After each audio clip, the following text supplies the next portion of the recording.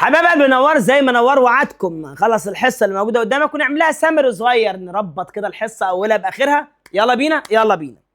مستر نوار لما بدا قال لنا في حاجه اسمها الاول الكتريك كارنت، وقال معنى كلمه الكتريك كارنت معناها فلو اوف تشارج ان كوندكتور. على فكره انا مش هعمل ملخص للجزء اللي ايه لا يضاف ديت، للجزء اللي انا قلت لك فيه جزء اساسيات، قلت لك مش هعمل له ملخص، ده انت عاوز تشوف تتفرج عندك عليه براحتك. يعني هتكلم عن المنهج على طول. الالكتريك كارنت هي حركه التشارج جوه الكوندكتور، وقلنا التشارج يا اما بوزيتيف يا اما ايه، يا اما نيجاتيف، يا اما بوزيتيف اين يا نيجاتيف اين، بس جوه الكوندكتور ده سوليد. الكوندكتور قلت لك ممكن يبقى سوليد وممكن يبقى ليكويد وممكن يبقى جاز، صح؟ السوليد اللي بيتحرك الفري الكترون، في الليكويد اللي بيتحرك البوزيتيف اين والنيجاتيف اين، في الجاز اللي بيتحرك قلت لك الايونايزد جاز اللي هو بوزيتيف اين والفري الكترون، ده التوصيل الكهربائي بتاعنا.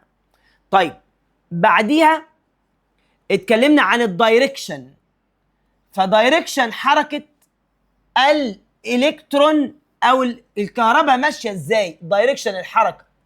قال لي بص يا عم نوار،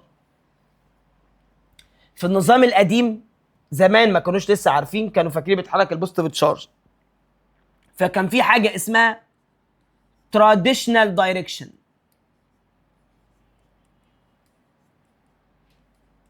او conventional direction.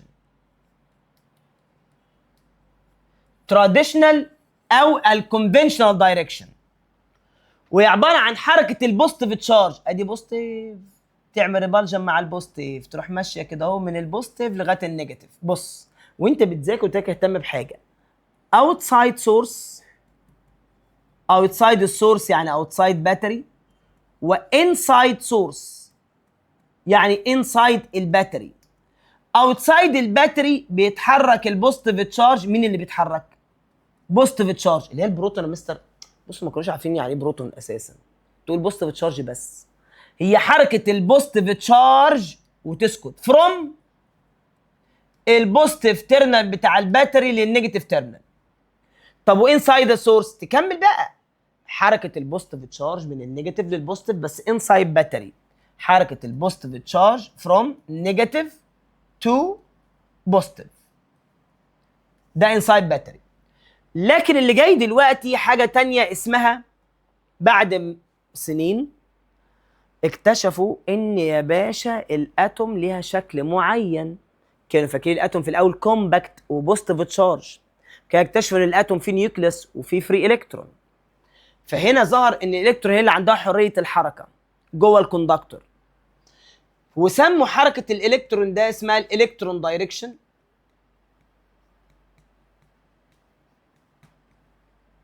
او اسمها الريال دايركشن.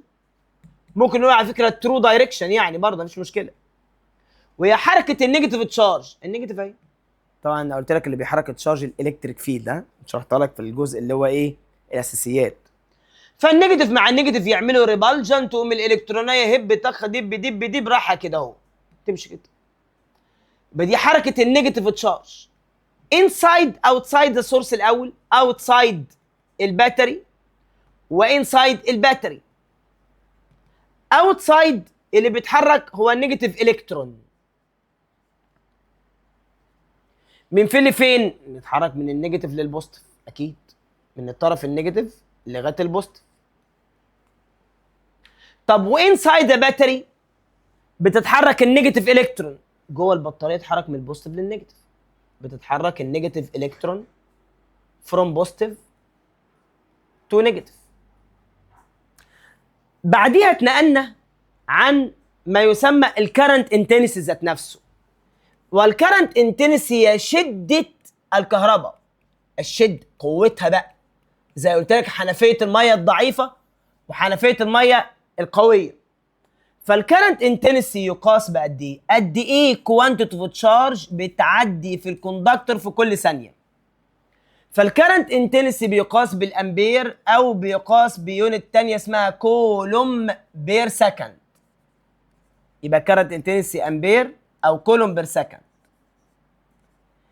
اسم الجهاز اللي بيقيس الكرنت انتنسي، الديفايس اللي بنقيس الكرنت انتنسي، جهاز اسمه اميتر. وبنرمز له في الدوائر الكهربائيه بالشكل ده. وده على فكره بيتوصل توصيل سيريس في اي دايره كهربائيه، يعني سيريس يعني جنب على نفس الطريق بتاع الايه بتاع الكهرباء وهي ماشيه.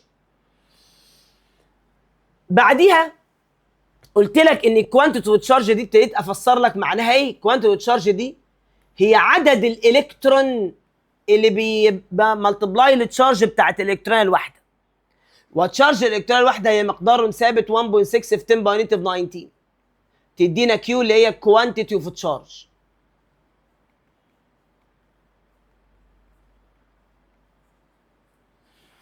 طيب فقلت ان يبقى الكرنت انتنسي زي ما القانون بتاعه كيو على تي، ممكن يبقى القانون بتاعه ان في اي على مين؟ على التايم. وطلعنا قانون كمان بتاع الدريفتيف فيلوسيتي اللي اسمه نيفا، ان اي الدريفتيف فيلوسيتي في الاريا. بس قلت لك ان القانون ده يعني مش علينا، بس القانون ده بيوضح ان السرعه لما بتزيد وعدد الالكترون بيقل والكلام ده كله، بيوضح ان الكرنت انتنسي قيمته ثابته خلال الكوندكتور مهما كبرت الاريا او صغرت الاريا. كرنت انتنسي ثابت في الكوندكتور عندنا، قيمته ما بتتغيرش. طب يا استاذ نوار، لو كان الالكترون ماشي في مسار دائري سيركلر باث، تقصد في سيركلر باث؟ تعال اقول لك. لو انا اديتك فريكوانسي فان الكرنت انتنسي بيقول لك اديله بالكف، حيث ان الفريكوانسي يا اما اديها لك رقم جنبيه كلمه هرتز، او اديها لك كده سايكل او روتيشن بير سكند. طب لو اديتها لك سايكل بير مينت فتاخد عندك عدد اللفات اللي بيكون مديها لك وتعملها ديفايدد كام؟ 60. ما ينفعش تداني سايكل بير مينت، سايكل بير مينت او كذا روتيشن بير مينت او عاملها ديفايدد 60. طب في عندي قانون كمان كيو كوانتيتي تشارج في الفيلوسيتي على 2 باي ار. الفي دي سرعه الالكترون في المسار الدائري، الار ده الراديوس بتاع السيركلر باث. دي كانت القوانين بتاعت الكرنت انتنسي بتاعنا. ثم انتقلنا الى الجرافز. الجراف ما علاقه الكوانتيتي تشارج مع التايم؟ هي علاقه دايركتلي. والسلوب قيمه ثابته بتساوي اي.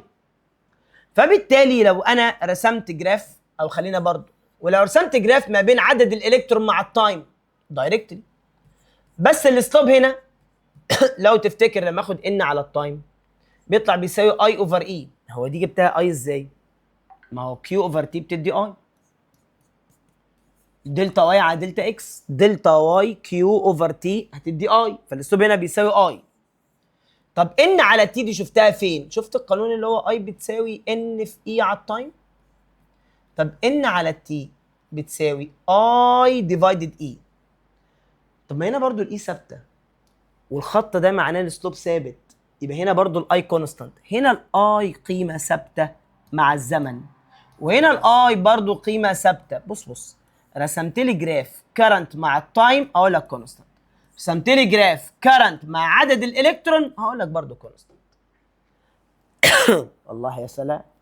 طب ولو عملنا كده يا استاذ نوار، رسمنا جراف ما بين الكرنت مع التايم، انا لسه قايل لك كونستانت، بس الاريا اللي تحت الجراف هذه الاريا تعبر عن الكوانتيتي اوف تشارج، والاريا دي ممكن تبقى اشكال تريانجل ريكتانجل وات ايفر الشكل بتاع عندك عامل ازاي. طيب حبايب قلب نوار، برضو لو ده الجراف كده ما بين الكيو والتايم، وعملت كده اهو A وعملت كده B، وجيت سالتك مين عنده اعلى كارنت انتنستي؟ بص يا استاذ نوار، هو السلوب بيساوي اي بيساوي تان ايه؟ تان ثيتا، وكل دول دايركتلي. اللي عنده ثيتا اكبر يبقى عنده سلوب اكبر، يبقى عنده كارنت اكبر، واللي عنده ثيتا اكبر هنا هو الاي، فيبقى السلوب بتاعه كبير يبقى الكارنت كبير، عشان كل دول علاقه دايركتلي. فاتضح كده ان كارنت الاي اكبر من كارنت البي.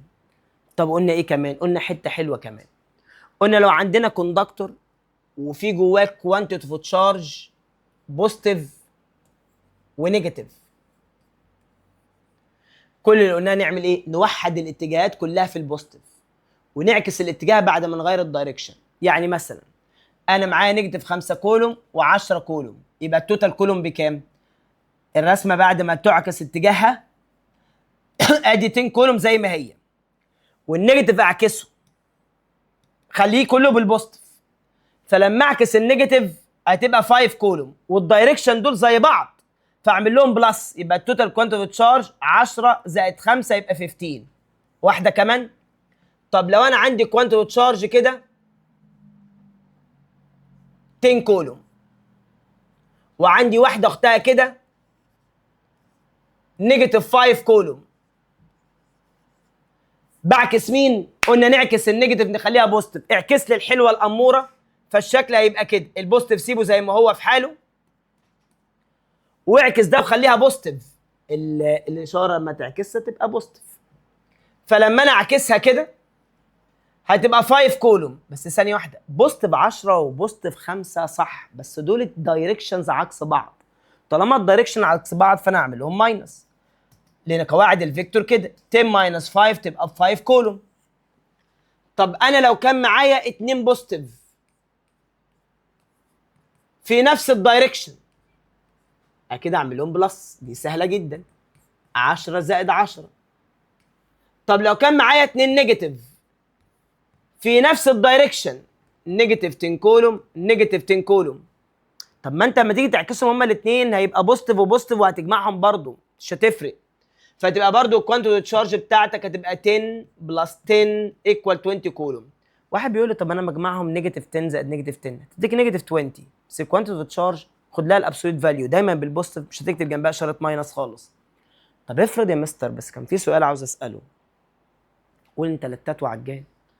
افرض دي كانت 10 كولوم ودي نيجاتيف 10 كولوم، هعكس النيجاتيف 10 هتبقى 10 كده يعني.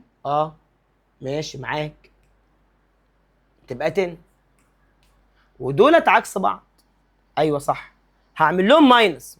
ايوه توتال كوانتيتي تشارج كده تبقى زيرو. ايوه صح، يبقى كارنت تنسب زيرو. صح، ده عادي عادي. ايوه طبعا النت تشارج بصفر وساعتها فعلا كارنت انتنسيف يبقى قيمته ايكوال زيرو. ده كلام مظبوط مش غلط. كده انا اديت القواعد بتاعتك، كده عملنا سامري عندك سريع للجزء اللي اتكلمنا عليه. حد ليه اي سؤال؟ حد عاوز اي حاجه؟ حبايب قلب نوار، خش بقى عندك على واجب والكلاس ورك شيت والاساي وفجر لي الدنيا. يلا روح كده.